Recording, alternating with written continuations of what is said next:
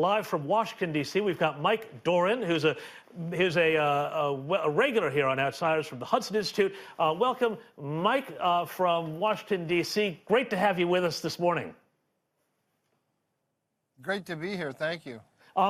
So we've been following with great interest this impeachment case that's being brought by the Democrats, and I guess all the headlines are saying that this could be the end game. But what do you think? Are the walls really closing in on Trump, or is this just part of a bigger kabuki here?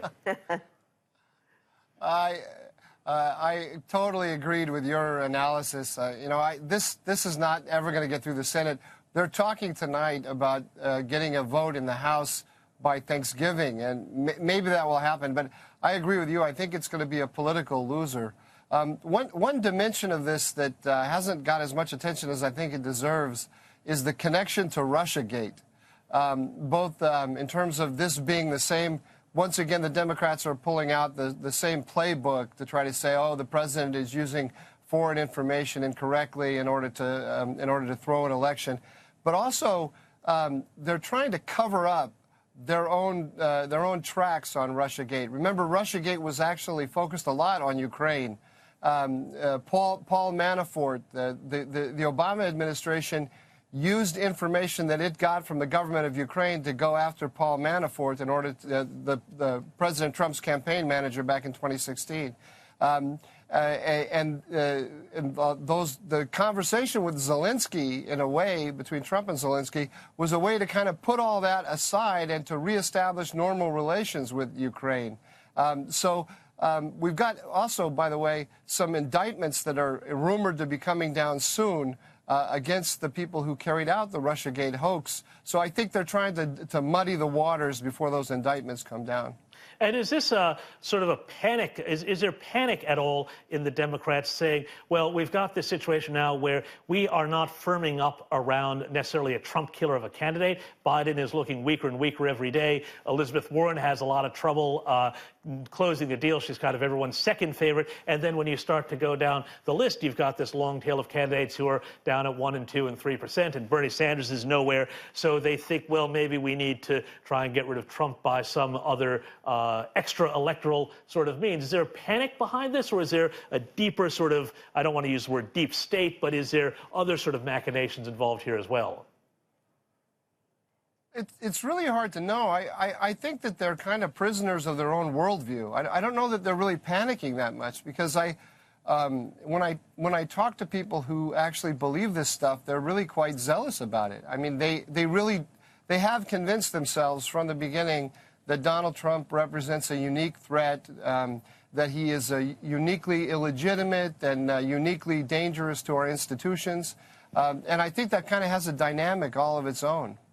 Mike, the whistleblower, I'm fascinated as to how they used the whistleblower and when he came into play.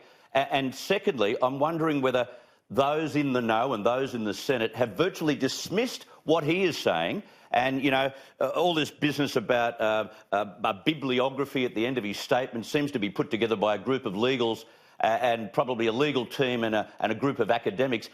Is he being taken seriously at all?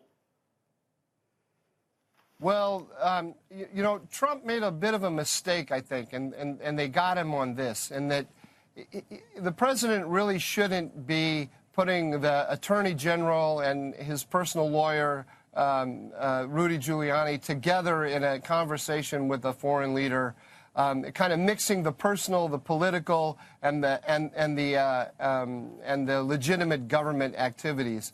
When I was in the White House, I served in the Bush administration, and we were very careful to keep things away from the Oval Office like that. And obviously, you want to keep raw political stuff away from the Oval Office, but even a lot of routine government work, you don't want it getting up to the presidential level, even if the president has a personal interest in it, just because you want him to have his hands clean of all this. And I think they had a conversation in which Trump kind of crossed the streams. I don't think he was doing anything really illegal, but it just doesn't look that good. But as you guys suggested, I mean, this has all the hallmarks of a put-up job, not a concerned person who's just trying to do due diligence. This has been organized and orchestrated. And Mike, you know, they need 218 people in the Senate to proceed with this impeachment, but you know, they didn't have any luck when Clinton was screwing an intern, and now they're talking about, you know, Trump screwing over a president of Ukraine. But really, isn't this just working in Trump's favour, that in fact all the punters who are going to be voting for him are just going to say, you know, more of the same? Well, I'm a biased observer. I have to admit that, but I tend to agree with you. I mean, one of the things that this did was it really elevated into everyone's consciousness just how ridiculous this Hunter Biden job was. I mean, he got $50,000 a month for something that required no work whatsoever.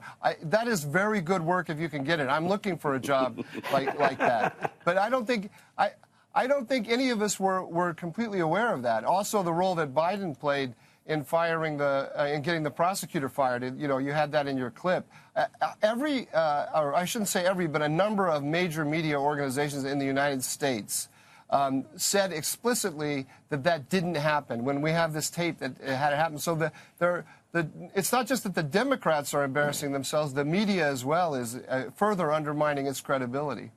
And I mean, and that actually brings me to the next question: is are people just going to continue to tune out from the New York Times and the Washington Post because these guys just seem to be so animated, not by any sort of idea to report the truth without fear or favor, but just simply with this kind of get Trump agenda? Are people becoming more cynical about the press and their role as sort of almost working hand in hand with what seems to be a very political impeachment process?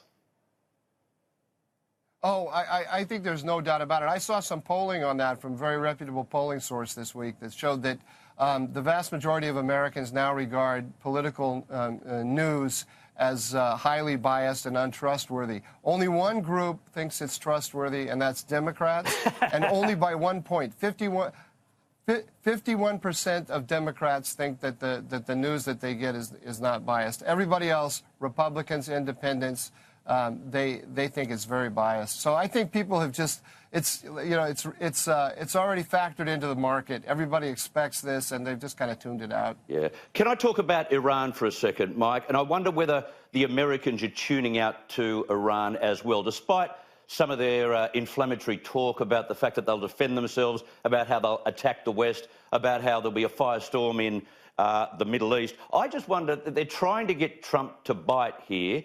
But I get a feeling he does not want to go into an election, a presidential campaign in 2020, with another theatre of war on his shoulders, does he? No, I think that's exactly right. He doesn't want to be in a hot conflict with Iran going into the election. And the Iranians recognize that offers them a little bit of that's kind of his Achilles heel, or at least a weak spot that they can exploit. The administration has, in its declaratory policy, is drawn a red line. Killing Americans is a red line. So the Iranians are going as far up to that line as they can without crossing it. You know, downing a drone, putting limpet mines on tankers, and now this brazen attack against the Saudis. They may try to escalate further in order to draw a bigger response from the United States and to maybe upset oil markets. They've failed at that so far. But it's going to be hard for them. So I think we're going to kind of have a no war, no peace situation all through the election. And just on the Iranians, I mean, there is this sort of tension, and maybe you can explain a little bit of it. My understanding is that there is some tension within Iran between the Revolutionary Guard and between the government, and that some sides just want to get the price of oil up so they can get more money in because the sanctions are hurting, and some actually really want to cause real mayhem and take the fight to the West. And am I correct in understanding that that there are splits even with Iran that Trump needs to be taking into account here?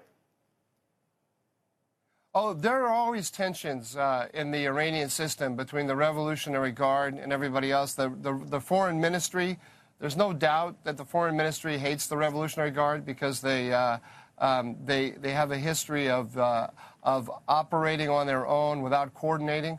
But I think there is coordination at the highest level. That is Khamenei. Nothing happens that the supreme leader. Nothing happens if the supreme leader doesn't want it to happen. So I think some of this analysis that you get, particularly from Europe, about hardliners versus moderates, I think that that's a misrepresentation of what goes on. There is tension within the system for sure.